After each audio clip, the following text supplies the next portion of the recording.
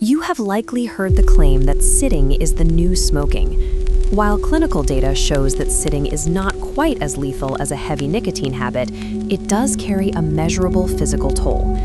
Data from the American Journal of Public Health indicates that high volumes of sitting increase the risk of all-cause mortality, partly due to the mechanical compression it places on the spine and the resulting pressure on the nervous system.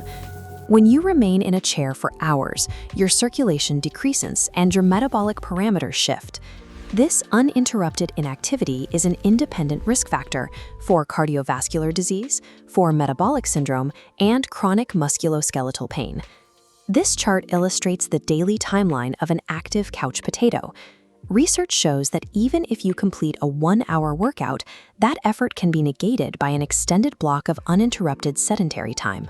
For those who sit for most of their waking day without breaks, there is a reported 34% increased risk of all-cause mortality, regardless of their exercise habits. Managing this risk does not require you to leave your desk. Instead, you can implement a 4-step system designed to break up sedentary periods every 30 to 60 minutes. To set up this system, you will need your smartphone, a full water bottle, and you should physically stand up right now to begin the first movement break. The human body is capable of sitting, but it is not designed for continuous, unbroken sitting. Strategic interruption serves as a primary defense against the health risks associated with a desk-bound lifestyle. Step 1 is the implementation of digital and biological triggers. These cues are designed to automate the decision to stand up throughout the day. Start by setting a recurring alarm on your smartphone for every 60 minutes, or install a desktop timer that provides a visual prompt to move. This is the WOOP framework: wish, outcome, obstacle, and plan. It is a psychological tool used to address the moment you feel tempted to ignore your alarm to finish one more email. By identifying the obstacle in advance, you can commit to a specific response. A practical plan to address that obstacle is to place your alarm device across the room. This simple action forces you to physically stand and walk to turn it off, breaking the sedentary cycle. You can also use a biological trigger. Drinking a large glass of water in the morning and keeping a full bottle at your desk creates a natural cycle of movement by necessitating regular restroom breaks. Offloading the decision to move onto these external cues reduces the reliance on willpower or motivation, making the habit easier to sustain. Step 2 begins the moment your trigger goes off. You will execute a movement protocol lasting between 1 and 2 minutes. This is a mechanical reset for your circulation and spine. It is not intended to be a strenuous workout that causes you to sweat. You have several options on this movement menu. Option A is the bounce. Stand and bounce on your heels while shaking your arms. This simple movement helps stimulate blood flow and lymphatic drainage. Option B is desk activation. Complete 10 repetitions of desk push-ups or chair squats.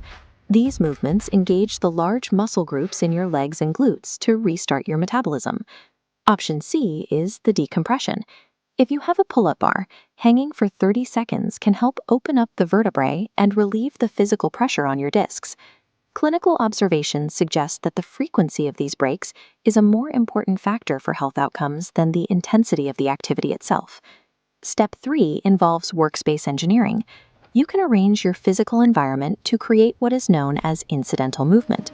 This comparison shows how a simple change in layout can force you to stand.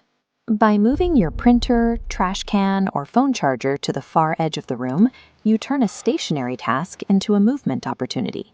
Step 4 is habit stacking, tying movement to routines that already exist in your schedule.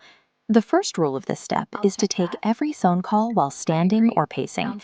The second rule is to commit to a 10-minute walk immediately following your lunch and dinner meals. This graph illustrates the blood sugar response after eating. When you remain seated after a meal, glucose levels can spike sharply, often leading to a drop in energy later in the afternoon. Notice the difference in the second line. Walking within an hour of eating activates your leg muscles to absorb that glucose, resulting in a much smoother insulin response and stable blood sugar levels. Adjusting your physical space and stacking these habits allows you to integrate healthy movement into your day without requiring extra time away from your work. You now have a complete system: hourly triggers, a selection of micro-movements, a re-engineered workspace, and automated post-meal habits. You have been sitting for the duration of this video. Before you move on to your next task, stand up. Perform 30 seconds of the bounce right now. This simple habit is the first step toward better circulation and improved spinal health.